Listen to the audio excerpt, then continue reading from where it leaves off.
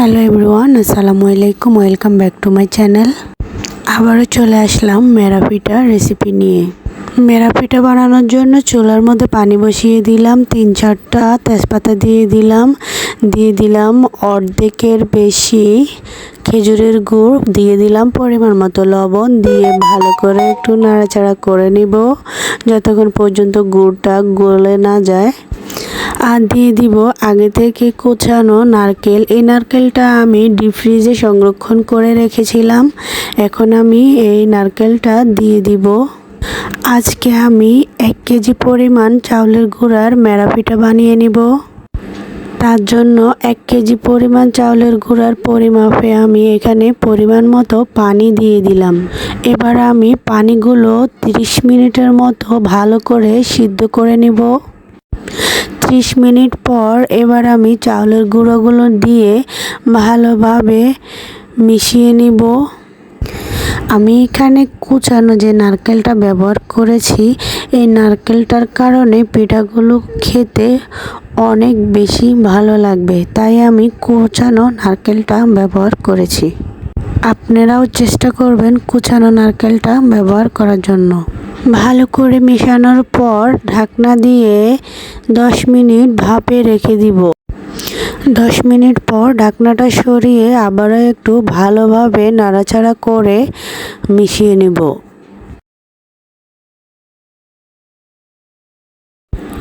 এবার আমি আটাগুলো গরম থাকা অবস্থায় আটাগুলোকে মথে একটা ডো বানিয়ে নিব। এই ভিডিওটা আমি আরও কয়েকদিন আগে বানিয়েছিলাম, প্রায় 1 সপ্তাহ 10 দিন আগে। আমার শরীরটা অসুস্থতার কারণে আমি আপলোড দিতে পারিনি। ডোটা বানানো শেষ, এবার পিঠা বানানোর পালা।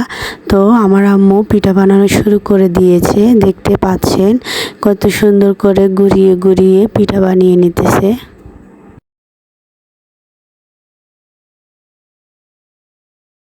তো দেখতে পাচ্ছেন কিভাবে ঘুরিয়ে আমার আম্মু কত সুন্দর করে পিঠা বানিয়ে নিল। দুপাশে কত সুন্দর করে একটা শেপ আসলো।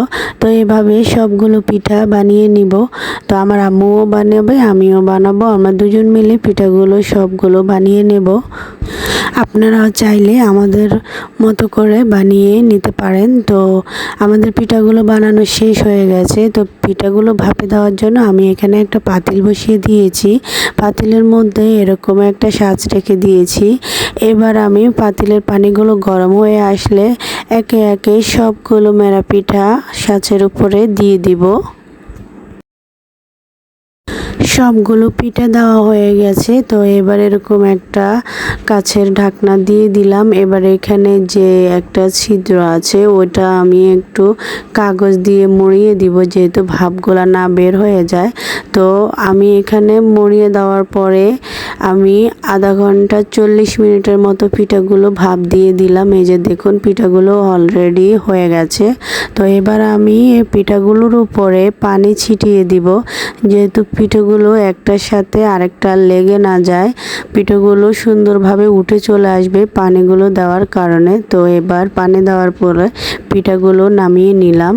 এবার পিঠাগুলো ঠান্ডা করে নিব।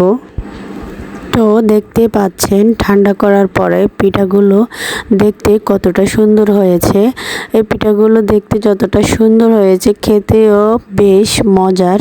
তো আমার এই রেসিপিটা যদি আপনাদের ভালো লাগে অবশ্যই লাইক কমেন্ট করবেন, শেয়ার করবেন। আর আপনারা যদি আমার চ্যানেলে নতুন হয়ে থাকেন অবশ্যই চ্যানেলটি সাবস্ক্রাইব করে পাশে থাকবেন। আর অবশ্যই বেল আইকনটি প্রেস করে দিবেন নিত্য নতুন ভিডিও পাওয়ার জন্য। আর আমার চ্যানেলটি অলরেডি যারা সাবস্ক্রাইব করে রেখেছেন তাদেরকে অসংখ্য ধন্যবাদ। আবারও দেখা হবে নতুন কোনো রেসিপি নিয়ে। ততক্ষণ পর্যন্ত সবাই ভালো থাকুন। আল্লাহ হাফেজ।